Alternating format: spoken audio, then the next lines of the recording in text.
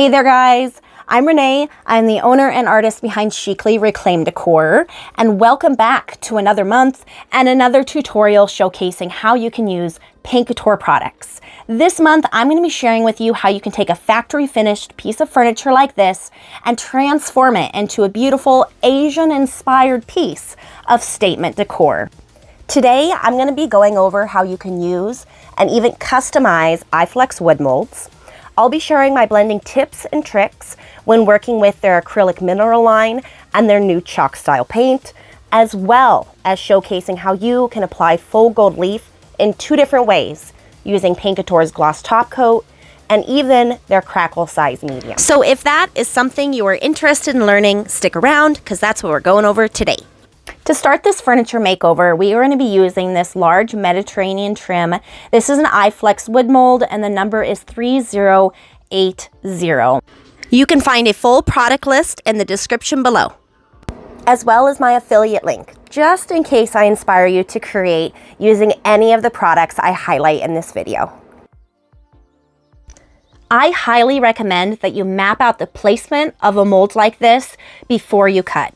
Obviously, like the old saying goes, measure twice, cut once, but it is super important to make sure that your design is even. Notice if I were to just cut 17 inches from the original mold and then placed it on my piece, the design is uneven. I specifically noticed how the medallions in the middle weren't centered. So I'm going to come back through and center these medallions. And then I'm going to mark where I should cut this trim to match up with the edge of this jewelry box. Measure to make sure it's 17 inches and then cut from there. iFlex wood products are a wood composite and they become flexible when heated, which makes them easy to apply to a variety of surfaces. This product is made from wood, so if you're using a heat gun, you want to make sure to move back and forth and not get too close on one area for too long because you can burn it. But as you can see, after slowly heating this up, it becomes easier and easier to unroll.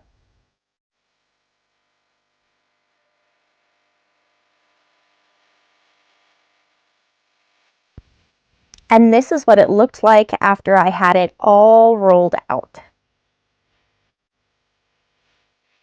Okay, so I have it marked at 17 inches, which is the designated length that I determined I would need.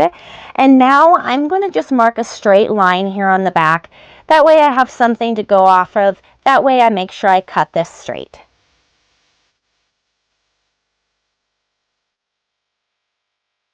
To make cutting this trim easier, I'm going to heat the mold back up before I cut.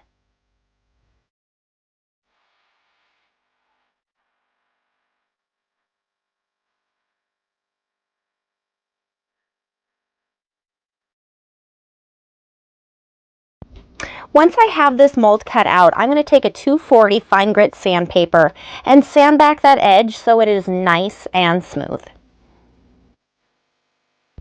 These iFlex wood products are super easy to work with. So what we're going to do is I'm going to show you how you can customize them. We're going to cut out these medallions and the other scroll accents that this piece has and create a custom design.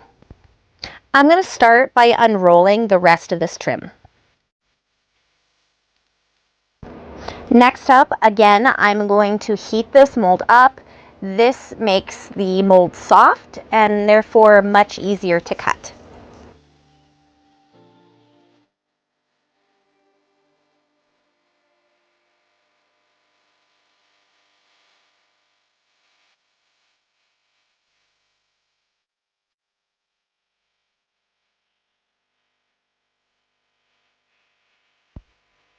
And this is what the medallion looked like just after I had cut it out. As you can see, there's some jagged edges here.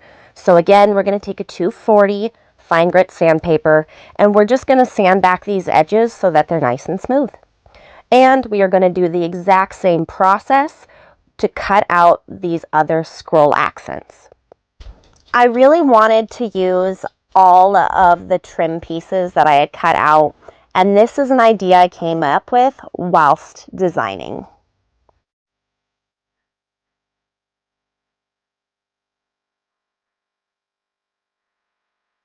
To make sure that our design is even on both sides and our medallions are centered, we need to do a little measuring. This drawer measured 7 inches wide, so I marked it at 3.5 inches for the middle.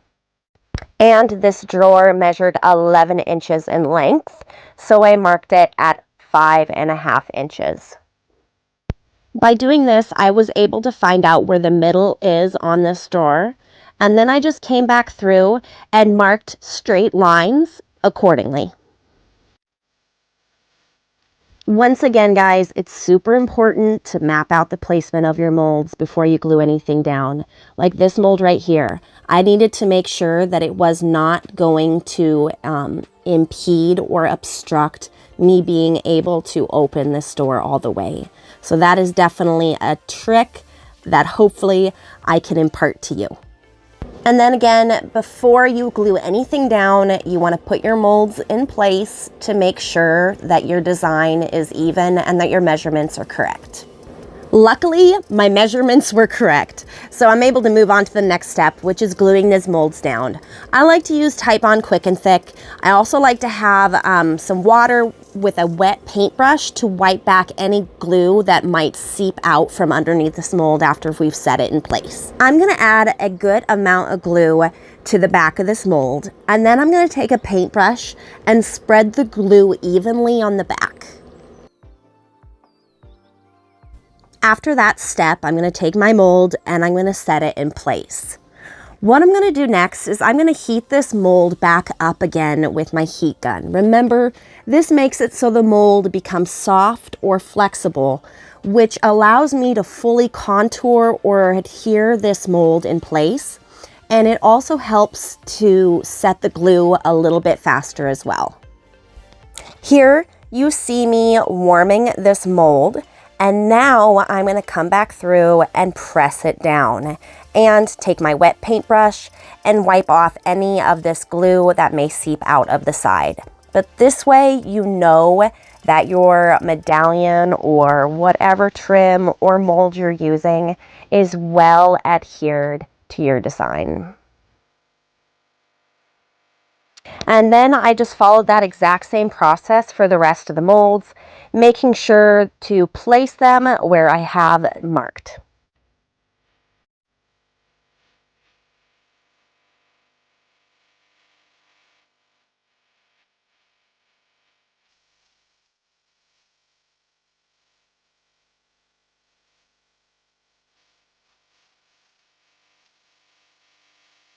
And this is a peek at the custom design we came up with after all was said and done. Okay guys, let's talk paint. I'm going to be using this color. This is Opal Green. It's part of their new chalk style line of paint. And then this green, Evergreen. We are going to be mixing these two together to create this beautiful jade-like color. I thought it was perfect because, like I said, we are going for an Asian-inspired design. I also mixed up this beautiful color Squid Ink because we're going to be doing a 2-color blend for this piece. But before we start any painting, like I said, this piece of furniture has a factory finish on it, so it's very shiny and has a slick surface. So what I've done is I've given this piece a scuff sand, and now I'm going to use Paint Couture's bonding and blocking primer in the color white to prime this piece before I paint it. Okay, now that it's primed, we are finally able to start painting. Like I said, we're going to be doing a 2-color blend. We're going to be using Squid Ink and this custom mixed emerald colored green. The Squid Ink, just so you guys know, is mixed using the acrylic mineral line, and the custom mixed green is the chalk style paint. So they mix and match well together and work well together, and that's something I wanted to highlight in this video. So when I'm blending, I like to have a brush for each of my paints that I'm using. I like to have a neutral blending brush. My favorite is this Crystana Trust the Process brush. I also like to have a misting bottle, and I also like to have a rag or some paper towels to wipe off my blending brush in between. You want to make sure to stir your paints thoroughly before you begin Paint Couture's line of chalk style and acrylic mineral paint both have a built-in top coat to them, so mixing prior to painting is a crucial step. Okay guys, we're gonna be doing a simple 2-color ombre blend on these legs. So I'm just gonna start out by laying down my squid ink. And then I'm gonna do the same thing. I'm just going to lay down this emerald green color. Right now, I'm just kind of mapping out where this blend is going to begin. And then using my neutral blending brush, I'm just going to move in a side-to-side motion right at that dividing line. I like to clean my neutral blending brush between blends. That way, none of my colors get muddied.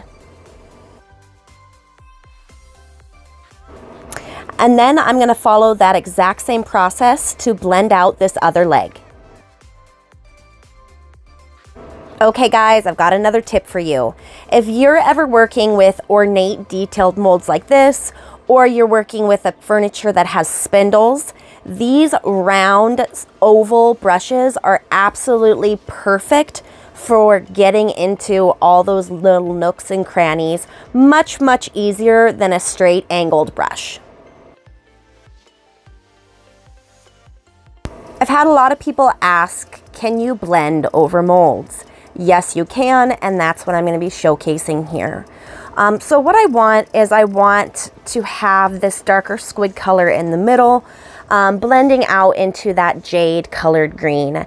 So once again, this is the first blend, and I'm just kind of mapping out where I want the blend to begin.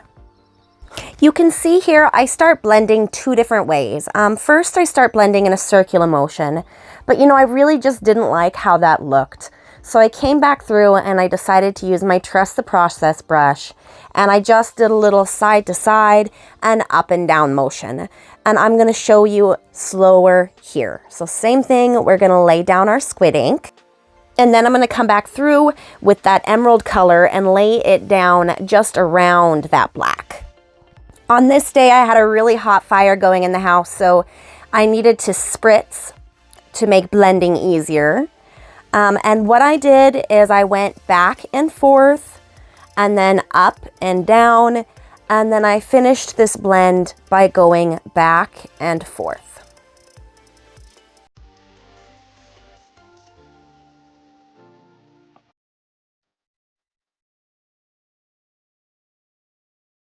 And this is what it looks like after that second blend was complete. Next, we're going to finish doing the second blend on these legs. Sometimes when you're blending, you're just not getting that blend that you want. That's okay. It's okay to come back later and try again. That's what I did, and the third time was the charm for me. And this is what it looked like after all of that blending was done.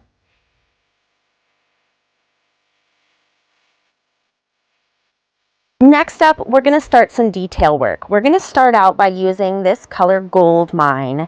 This is part of their Lux Metallics, and it is an absolute gorgeous yellow gold.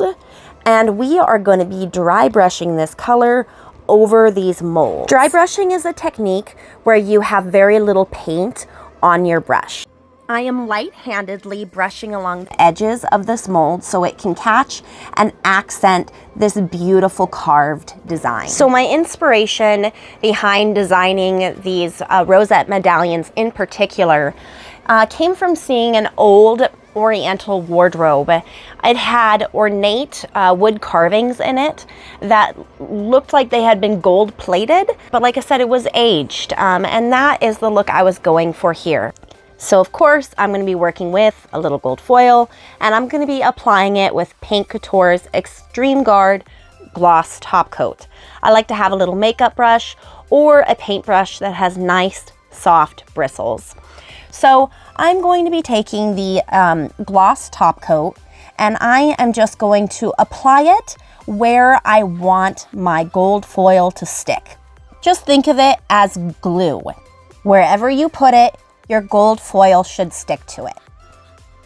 Then I'm going to take my faux gold leaf, gently lay it over top, and even more gently use my makeup brush to press it down into the area where I have applied this gloss top coat. Some things to keep in mind when using top coat versus an actual size medium. Top coat will dry on you quickly, so you need to work fast. Unlike a size medium that stays tacky, you will need to apply more top coat and then put more foil on if you need to fix any little chips in your foil. You also will need to use a gloss top coat in order to keep the high sheen finish that Gold Leaf has. Once I have allowed time for that top coat to dry, I use my makeup brush and I wipe off any excess gold foil. As you can see, I have some areas where my gold foil didn't take. So like I said, I'm just gonna come back through, apply more of the top coat, add another piece of gold leaf over top of that, and then just press it into the design. And then to seal this gold foil, I'm just going over it with that paintbrush that was loaded with the Extreme Guard top coat. So for me personally, if I'm going for a shabby chic look to my gold foil, top coat is the product that I use. Next up, we are going to be using Paint Couture's Venetian Bronze, which is part of their Lux Metallics line, as a glaze. There are two reasons that I'm doing this. One, because I want to add that aged element, and two, because I want to bring out still all these beautiful, intricate, ornate carved details in these iFlex wood molds. Then I'm going to take a rag or a paper towel and wipe back any excess glaze that is over top, revealing that beautiful gold leaf that we did, as well as accenting all these wood carvings. Okay guys, here's a side-by-side comparison of the finished aged gold-plated medallion compared to the original dry brushed mold with the gold leaf in the middle. And then I just continued on using that same exact process to paint the rest of these medallions.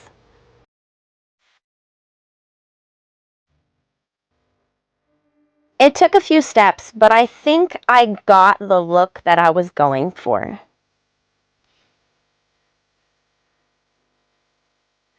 Up next, I'm going to accent this piece with this Pheasants and Peonies Rub-On Transfer by Redesign with Prima. Transfers are a super simple way to add an artistic element to a piece of furniture. You simply lay down the transfer where you would like it, rub it, and simply pull back the sheet over top to reveal a beautiful, intricate design just like this. As you can see, there is a bird theme to this jewelry armoire makeover, so I also used this A Bird Song gold foil transfer by Katja. As you can see, I have cut out the design that I wanted, placed it where I would like, and I've simply gone about using this wooden transfer tool to burnish the design into place. Let's really quickly go over how I designed the top of this jewelry armoire. So I wanted a raised stencil design, but I'm going to use Paint Couture's Crust Texture Medium to create this look that I want. Crust Texture has natural minerals in it, so it has, like I said, a crusty textured look that I really wanted for this cherry blossom stencil. When I'm working with crust, I like to apply it with a gloved hand. As you can see, I am simply smoothing the crust texture over this stencil design, making sure to get into all the little nooks and crannies. And then I'm going to wipe back any excess that may be on top.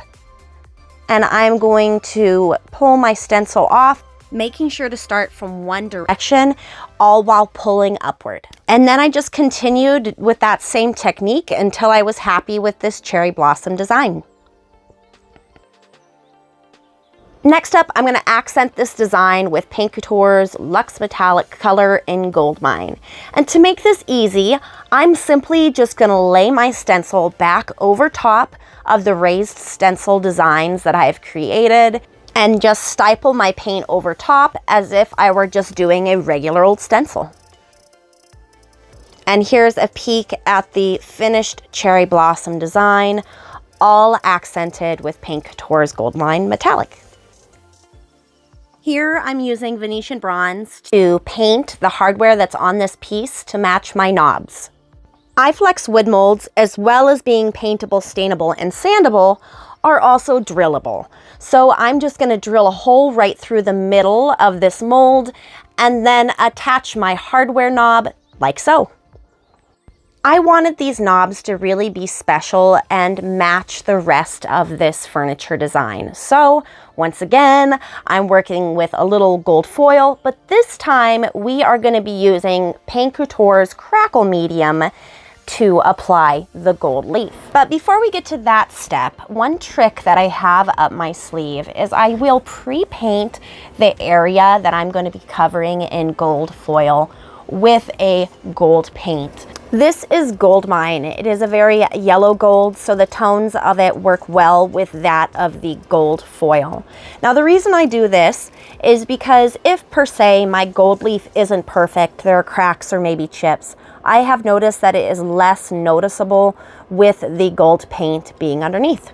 We're going to be using Paint Couture's Crackle Size Step 1 to apply the gold leaf this time. Now you're probably asking, Renee, why are you using a crackle medium to apply this gold leaf? Well, I'm going to tell you. So this crackle medium, as it dries, it becomes tacky. So it acts like a regular gold leaf size in that aspect. And you also have way more working time, I've noticed, when working with the Crackle Size Medium versus the top coat. Just like before, I'm applying the size medium where I want my gold leaf to stick to. After a bit, this Crackle Size Medium will become tacky to the touch. And that is when I take my gold foil, gently lay it over top, take my makeup brush and gently press it in to the area that I have applied the medium to. Then I'm going to take my round, soft bristled Happy Creating brush by Crustana and slowly start knocking off the excess gold leaf. As you can see here, I'm using my finger to run along the outside edge on the knob just to knock off that extra gold leaf. And then I'm going to come back through, like I said, with that round bristled brush, and I'm just going to simply brush over top to burnish the gold foil into the Crackle Size Medium and to remove any excess foil. As you can see, using the Crackle Size Step 1 Medium really enabled me to get that flawless gold leaf look that I was going for. And now, just like before, we are going to take the Venetian bronze and use it as a glaze to add some age and to bring out all the beautiful details. So if you are going for a traditional gold leaf look, I would definitely recommend using the Crackle Step 1 Size Medium to apply your gold leaf. Here's a little side-by-side comparison of what these knobs looked like before and after. All sealed with Extreme Guard top coat and a little tassel to top off this Asian-inspired design. I hope you enjoyed this tutorial using Paint Couture paint and iFlex wood molds. And I hope I've inspired you to pick up your paintbrush and do a little creating of your own. I'm Renee. I am the owner and artist behind Chicly Reclaimed Decor. You can follow me for more furniture flips as well as painting tips. And please do like, comment, and subscribe for more painting tutorials using Paint Couture paint.